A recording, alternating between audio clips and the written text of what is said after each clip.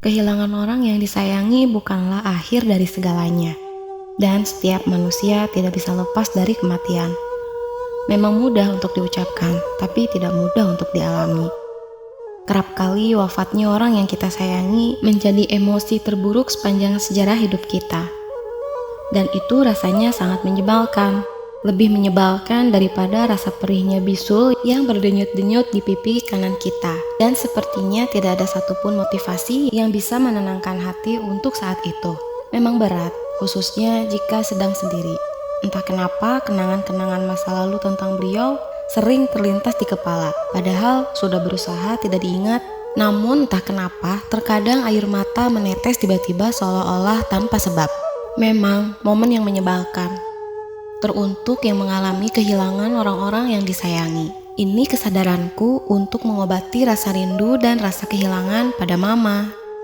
Buatku, beliau sudah tenang dan rileks karena sudah tidak lagi terbebani oleh kesakitan, tanggung jawab, dan keinginan-keinginanku. Buatku, beliau tidak meninggal. Beliau hanya pindah dimensi. Beliau tidak hilang dan tidak juga meninggalkanku. Beliau hanya tidak bisa kulihat menggunakan mata kepalaku. Dan beliau selalu ada di sekitarku, yang tanpa aku sadari menuntunku setiap saat, dan berbisik di alam pikiranku. Dan beliau mampu melihatku melalui rasa yang kurasakan di hatiku. Yang artinya, beliau mampu merasakan setiap momen kebahagiaan yang terjadi di hidupku setiap saat. Seperti kemampuan seorang ibu atau ayah yang mampu merasakan ada sesuatu yang salah atau sesuatu baik-baik saja pada anaknya tanpa melihat wajah anaknya. Atau seperti seorang anak yang mampu merasakan ada sesuatu yang salah atau sesuatu baik-baik saja pada orang tuanya tanpa melihat wajah orang tuanya. Begitu juga suami ke istri atau istri ke suami dan lain-lain. Esensinya, seseorang mampu merasakan ada sesuatu yang salah atau sesuatu baik-baik saja pada seseorang yang dia sayangi. Itulah yang disebut bahasa batin atau bahasa rasa atau bahasa emosi.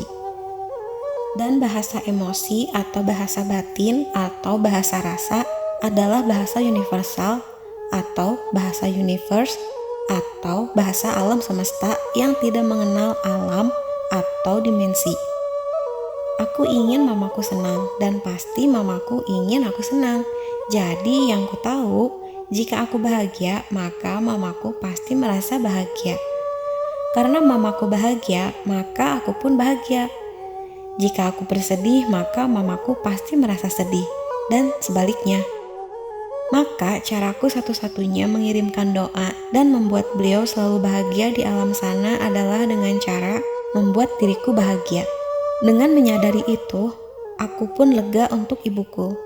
Saat itu, setelah aku lega, ada pertanyaan lain di kepalaku. Apa yang akan terjadi pada hidupku selanjutnya? Yang ku tahu, kini keluargaku bertambah banyak, baik dari kalangan yang ku kenal lama maupun dari kalangan yang baru ku kenal. Mungkin itu ulah Tuhan dan mamaku yang mengarahkan pikiran orang-orang untuk menemani aku.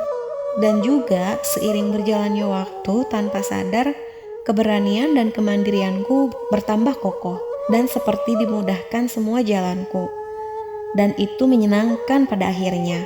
Jadi, bagi keluarga yang ditinggalkan dan orang-orang yang pernah kehilangan seseorang yang disayangi, khususnya di masa pandemi ini, tetap ikhlas, tetap semangat, tetap bahagia, dan tetap sehat ya.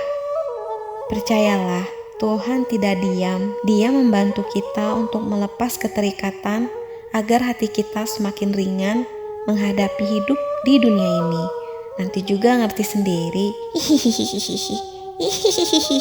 Oh ya gengs, jangan lupa subrek, nyalakan lonceng notifikasinya dan share ya. Kopi mana kopi?